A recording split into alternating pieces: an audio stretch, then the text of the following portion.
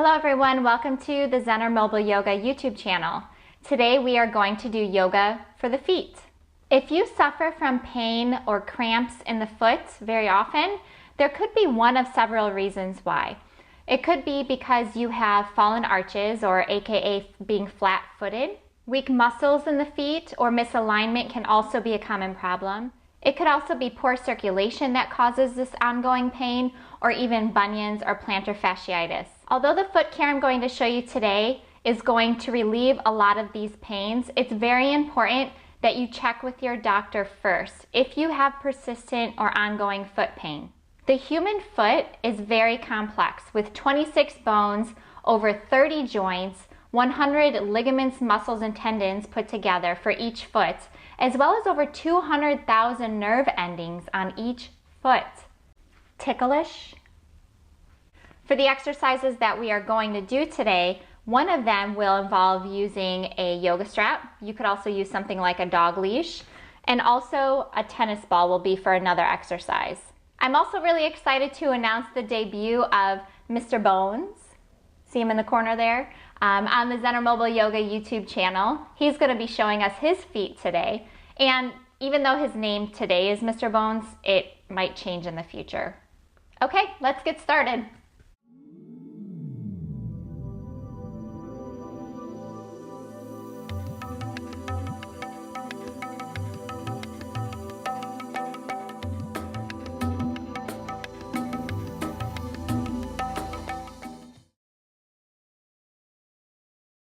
So we're going to start out by taking a look at the lower half of Mr. Bones here. He's very excited. And just take a look. So I mentioned in the intro that we have over 30 joints in each foot. I believe there's 33 to be exact. So you can see there's the ankle, there's the heel bone, and then each part of the toes has their own little joints. So that's a lot. We depend on the feet a lot, and we don't always give them the care that they need. So that's going to change today. The first thing we're going to take a look at is your alignment when you're standing. Now, I talk a lot about alignment to my students, and normally we would be looking at the knees, the hips, but it all starts with the feet. So what you want to do is get on your mat, and this could be on your mat or off your mat anytime throughout the day, and just have a little bit of awareness of how you're standing. So we want our feet to be parallel, and we always want to be pressing the ball mounds of the big toes and the pinky toes into the mat evenly, as well as our heel. So we want to say that we have 4 points on each foot that we want to balance our weight evenly in. Some of us have collapsed ankles. So you taking a look at your ankles is what I want you to do next. So as you're standing here, stand naturally and just take a look at where your feet are, where your ankles are. Maybe you lean on the outside of your feet, and just try to get that weight evenly distributed. By pressing on the ball mounds of the big toes, that's going to help if you're flat-footed or have collapsed ankles. That's going to press into the ground and cause an arch in the foot. And of course, we know that what happens in the feet affects the ankles, which affects the knees, which affects the hips, which affects the lower back, so on and so on. You get the picture.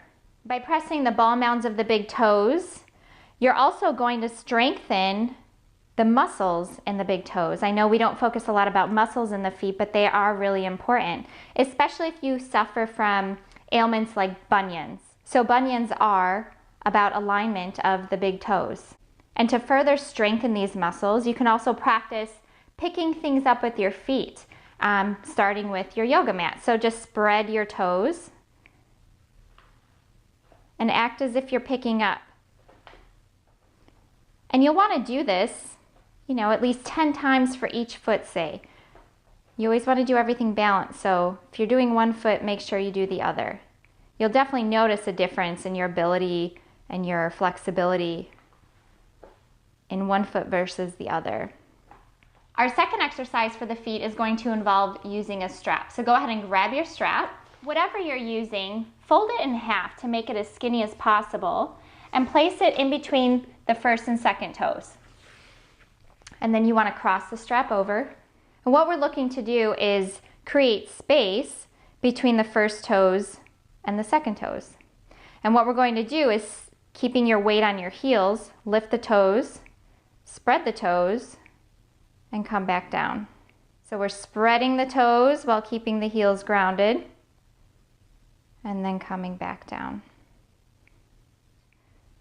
You might even feel like you're not making a difference in the way that you're moving your toes, but you are. Take 5 to 7 breaths here, or do it 5 to 7 times.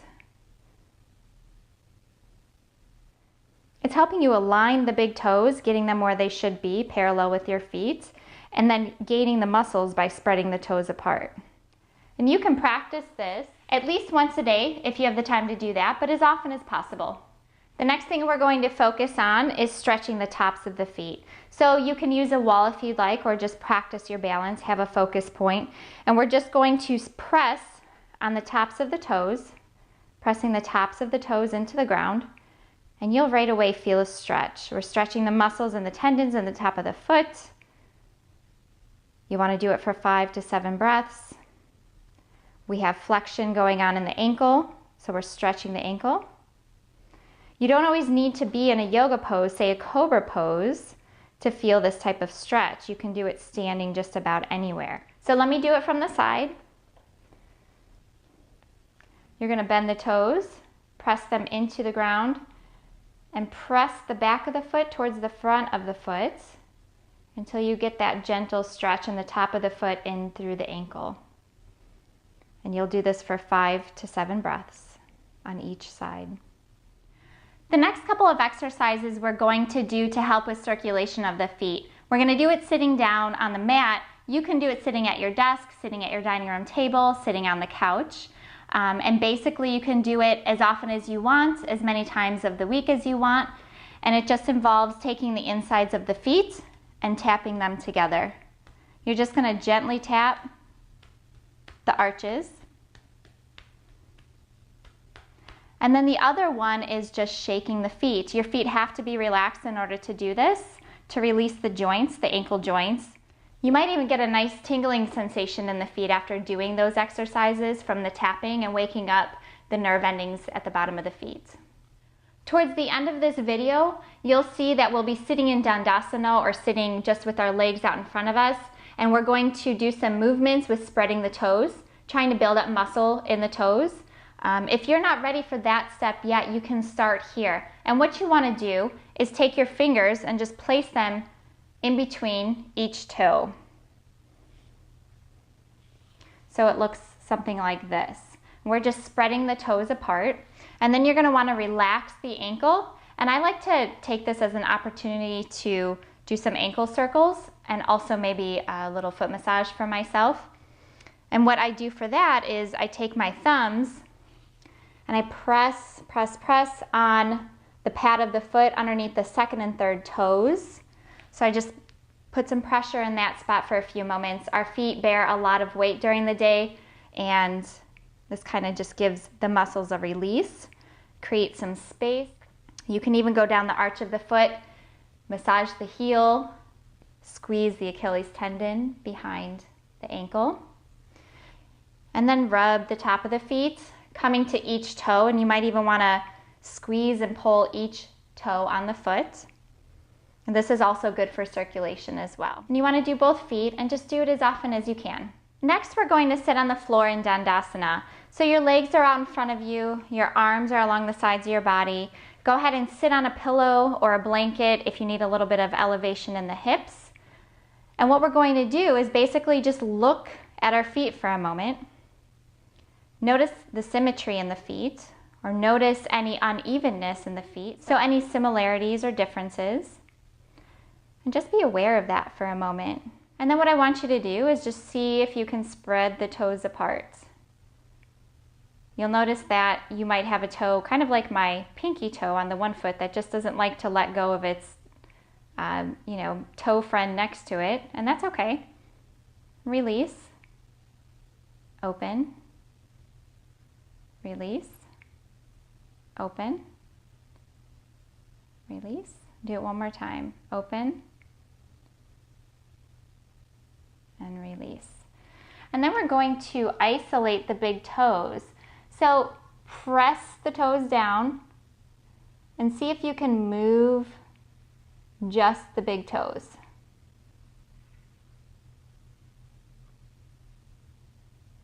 As you're looking at yourself doing this, it might look a little creepy, but trust me, it's really important and it works for building up the muscle. If you can even do circles with your toes, I cannot do them on my own, but if you can move your toes in a circle, go ahead and do that without touching them. See if you can move them in a circle. And then we're going to release the toes and we're going to hold the big toes together and we're going to spread the toes without the big toes. So spread, release, spread, release. Try to get as much space as you can. Don't forget to breathe. We're going to do it one more time. Spread and release. Good. Now you can stay in the same spot, but I'm going to move so you can see my feet. We're going to have our legs straight still, and I want you to take your foot and do exactly what we did in the first exercise. Press through that ball mound, push through the ball mound of the big toe, and we're going to act as if we're grabbing something and coming back. Spread, grab, come back.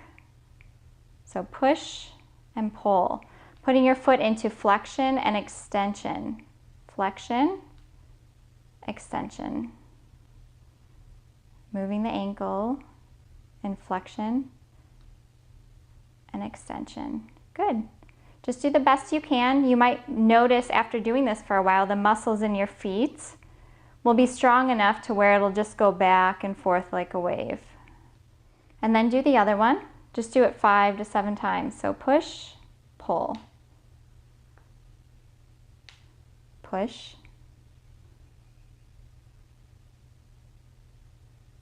try to do it without moving your lips or the toes of your other foot.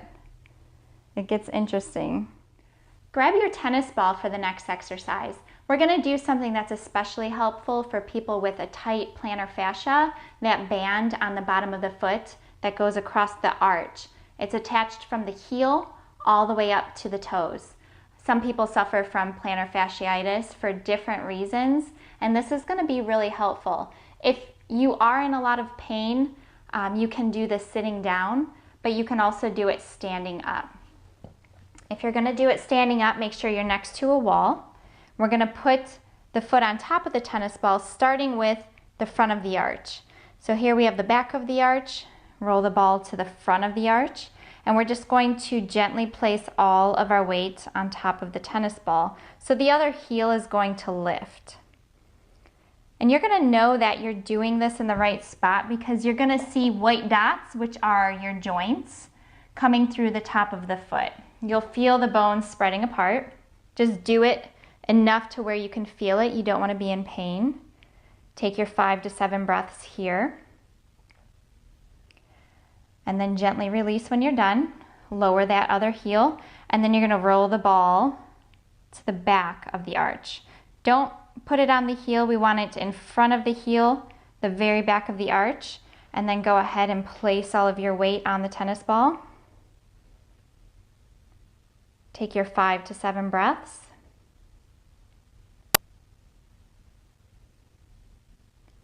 And then release. The last thing you can do with the tennis ball is just roll it back and forth from the toes to the heel.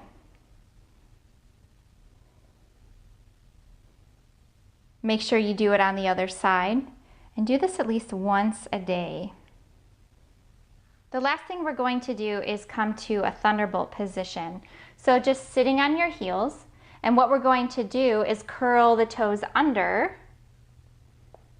sit back, and try to soften and breathe. This is going to be very painful at first for some of you, but that's okay. Even if you put a little bit of pressure and just have the toes curled under, over time, you will be able to put pressure on the toes. And I want you to just breathe here 5 to 7 breaths.